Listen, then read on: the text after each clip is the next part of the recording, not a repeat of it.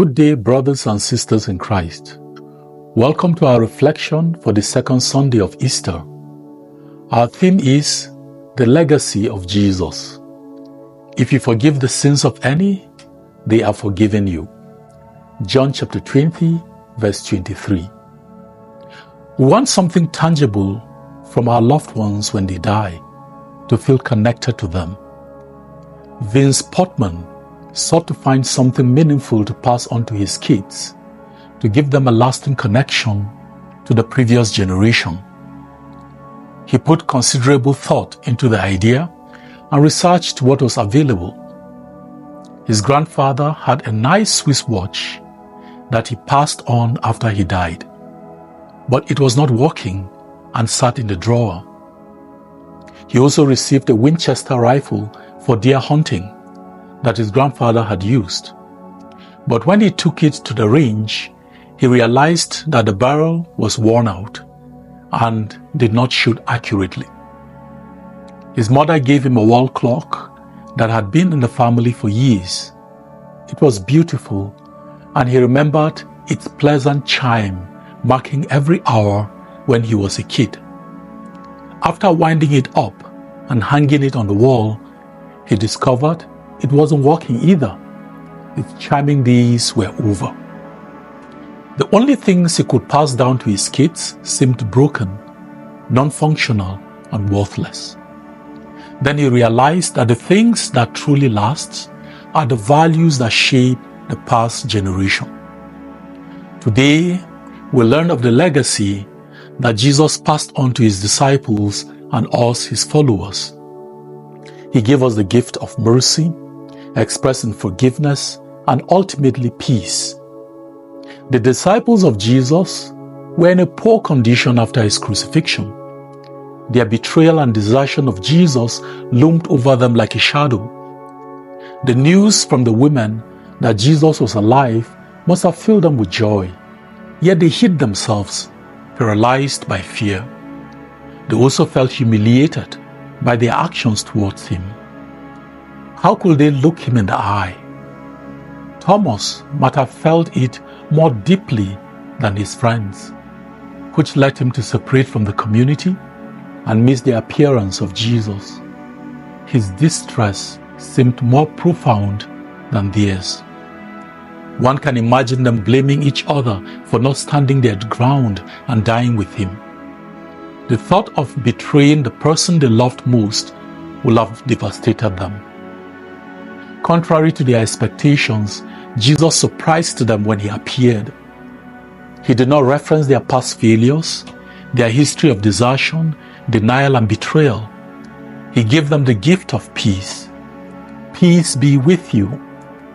As far as Jesus was concerned, all was forgiven and forgotten. He showed them his wounds to remind them that the past was real and brutal. He was dead, and they had left him to his fate. But the resurrection has changed everything. He is an agent of God's mercy, expressed in his forgiveness, and he commissions them to become agents of mercy by exercising the power of forgiveness. Their past choices have wounded them. Nevertheless, their vulnerability has qualified them to become agents of mercy. Jesus surprised the apostles with the gift of mercy, expressed in forgiveness and peace. The gift of the risen Christ belongs to us all. We are wounded people who have also wounded others. There is hardly anyone here who is not carrying a grudge or some resentment. However, there is also no one here who has not caused pain and hurt to others, especially those dear to us. While we may not doubt that Jesus has risen from the dead, we find it difficult to accept the gift of forgiveness and the gift of peace. What prevents us from accepting these gifts? We prefer our old identity and cannot imagine life without guilt, hurt, or resentment. We do not believe that God can forgive our multiple offenses. God is not like that. He does not run a system of merit. Richard Rowe sheds light on our reflection. He states, and I quote, "First, there is the fall, and then there is the recovery from the fall, but both are the mercy of God. The great and merciful surprise is that we come to God not by doing it right, but by doing it wrong.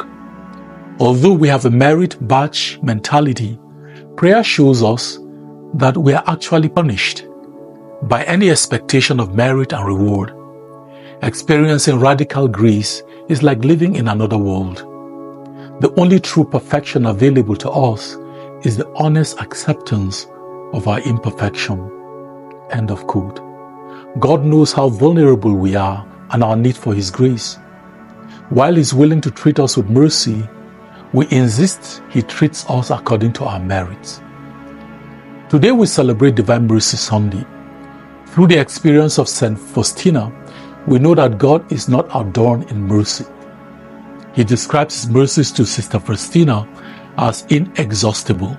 Romans chapter 5, verse 20. There are no limits to the risen Christ.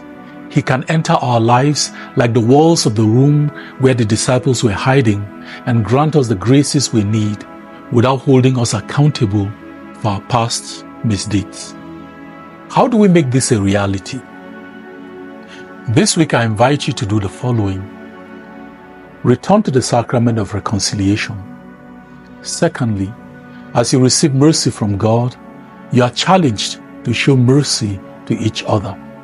Matthew chapter 18, from verse 21 to 35.